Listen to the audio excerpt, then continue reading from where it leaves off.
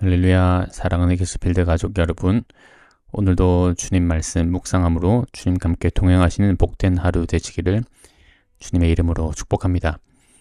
8월 22일 금요일입니다. 오늘 묵상 본문은 스가랴 14장 12절에서 21절까지의 말씀입니다. 예루살렘을 친 모든 백성에게 여호와께서 내리실 재앙은 이러하니 곧 섰을 때에 그들의 살이 썩으며 그들의 눈동자가 눈구멍 속에서 썩으며 그들의 혀가 입 속에서 썩을 것이요 그날에 여호와께서 그들을 크게 요란하게 하시리니 피차 손으로 붙잡으며 피차 손을 들어칠 것이며 유다도 예루살렘에서 싸우리니 이때 사방에 있는 이방 나라들의 보화 곧 금, 은과 의복이 심히 많이 모여질 것이요 또 말과 노새와 낙타와 나귀와 그 진에 있는 모든 가축에게 미칠 재앙도 그 재앙과 같으리라. 예루살렘을 치러 왔던 이방 나라들 중에 남은 자가 해마다 올라와서 그 왕 만군의 여호와께 경배하며 초막절을 지킬 것이라. 땅에 있는 족속들 중에 그 왕 만군의 여호와께 경배하러 예루살렘에 올라오지 아니하는 자들에게는 비를 내리지 아니하실 것인즉 만일 애굽 족속이 올라오지 아니할 때에는 비 내림이 있지 아니하리니 여호와께서 초막절을 지키러 올라오지 아니하는 이방 나라들의 사람을 치시는 재앙을 그들에게 내리실 것이라. 애굽 사람이나 이방 나라 사람이나 초막절을 지키러 올라오지 아니하는 자가 받을 벌이 그러하니라. 그날에는 말 방울에까지 여호와께 성결이라 기록될 것이라. 여호와의 전에 있는 모든 소치, 제단 앞 주발과 다름이 없을 것이니 예루살렘과 유다의 모든 소치, 만군의 여호와의 성물이 될 것인즉 제사 드리는 자가 와서 이 솥을 가져다가 그것으로 고기를 삶으리라. 그 날에는 만군의 여호와의 전에 가나안 사람이 다시 있지 아니하리라. 아멘. 네, 오늘 본문 말씀의 톤은 조금은 무거워 보입니다.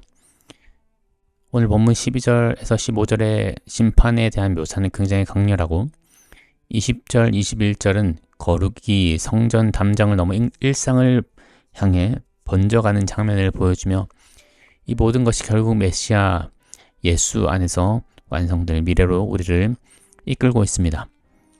그렇다면 우리는 이 말씀을 어떻게 오늘의 삶과 연결할 수 있을까요?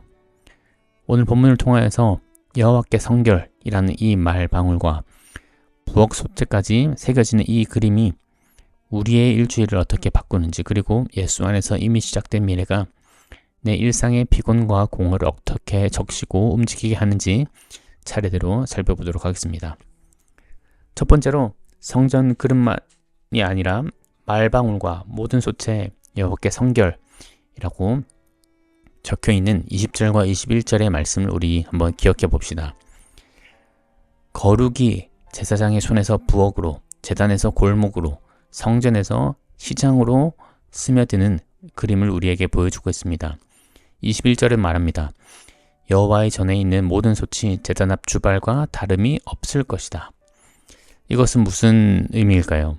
하나님을 예배하는 한 시간만 거룩한 시간이 아니라 예배 시간만 거룩한 시간이 아니라 하나님을 예배하는 한 공간만 거룩한 공간이 아니라 하나님의 백성으로 사는 나의 모든 시간과 모든 공간이 하나님의 임재 앞에 구별된다는 뜻입니다.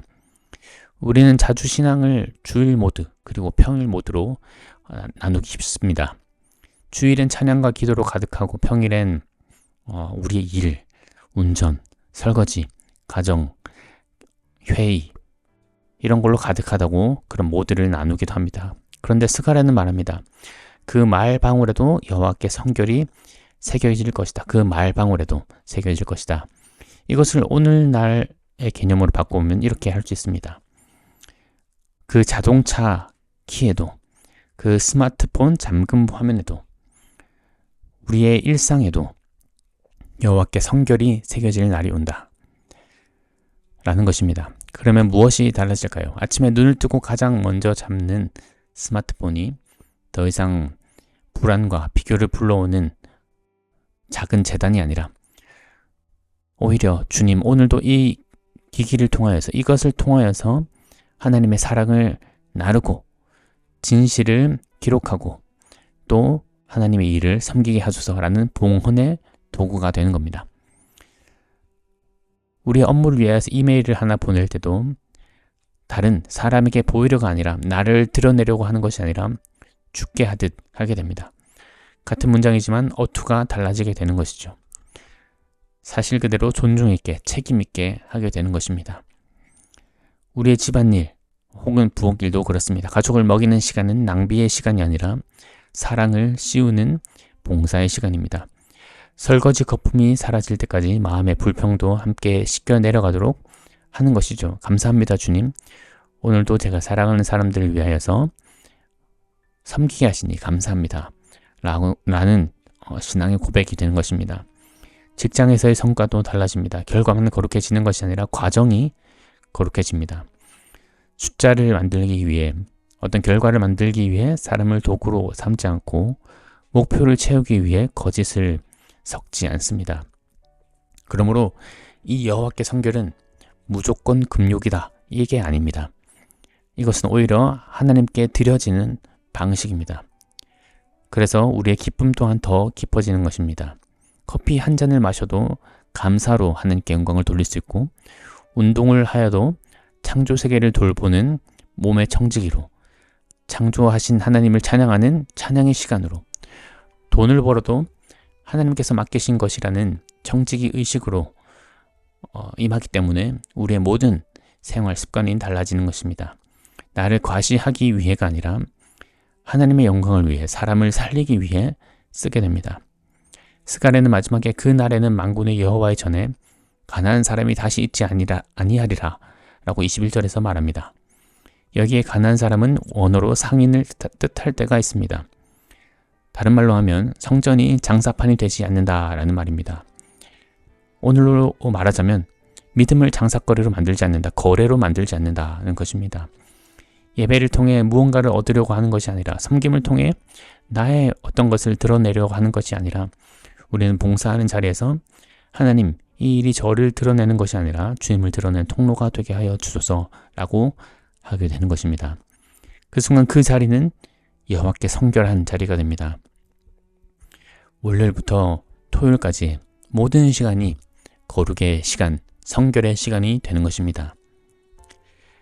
다음으로 넘어가면 우리는 예수님 안에서 초막절의 기쁨과 새 예루살렘의 거룩이 이미 시작되었다는 사실을 또한 우리는 알 수 있습니다. 본문에서는 초막절이 언급되고 있습니다. 추수의 기쁨과 비의 은총을 감사하는 그런 절기입니다. 예루살렘으로 올라와 왕이신 여호와께 경배하는 그림을 보여주고 있는 것입니다. 신약에서 예수님께서 바로 그 초막절에 서서 누구든지 목마르거든 내게로 와서 마시라, 나를 믿는 자는 그 배에서 생수의 강이 흘러나오리라 라고 요한복음 7장에서 말씀하셨습니다. 초막절이 셈이 예수 그리스도에게서 터진 것입니다. 십자가에서 주님은 우리 죄에 대한 심판을 당신의 몸으로 받으셨고 부활하셔서 새로운 창조의 첫 열매가 되셨습니다. 그래서 미래의 심판과 미래의 거룩은 예수 그리스도 안에서 이미 우리에게 들어와 결국 완성될 날을 기다리게 하는 것입니다. 그러므로 우리는 이렇게 생각할 수 있는 것이죠. 마음이 마를 때 나는 원래 그런 사람인가 보다, 나는 원래 메마른 사람이야 라고 낙인 찍기보다 나는 예수 안에서 초막절의 생수를, 그 영원한 생명수를 이미 받은 사람이다 라고 고백할 수 있습니다. 그러니 비록 우리가 지금 메마른 상태라고 할지라도 그것은 우리의 정체성이 아니라 한순간의 상태인 것입니다. 상태는 바뀔 수 있습니다. 예배를 통하여서, 말씀 묵상을 통하여서, 성도의 교제 속에서 성령께서 흘려주시는 물줄기를 다시 열어달라고 우리는 구할 수 있습니다. 그럼으로써 우리는 다시 목마른 상태가 아니라 충만한 상태로 바뀌는 것입니다. 또한 우리는 기쁨이 넘칠 때, 충만할 때 우리는 그 기쁨을 절정해서 소비하지 않고 이 모든 것의 근원이 되신 주님께로 영광을 돌립니다. 주님이 이 기쁨이 주님의 선물임을 압니다. 이 기쁨으로 더 사랑하게 하여 주시옵소서. 그러면 우리의 기쁨은 경배가 되고 성공은 감사가 됩니다. 그러므로 오늘 본문은 우리에게 도전하고 있습니다. 우리 안에서, 예수 그리스도 안에서 새 예루살렘은 이미 시작되었다. 그러니 오늘 일상에서 작은 것에서부터 지금 있는 자리에서 여호와께 성결을 써내려가라.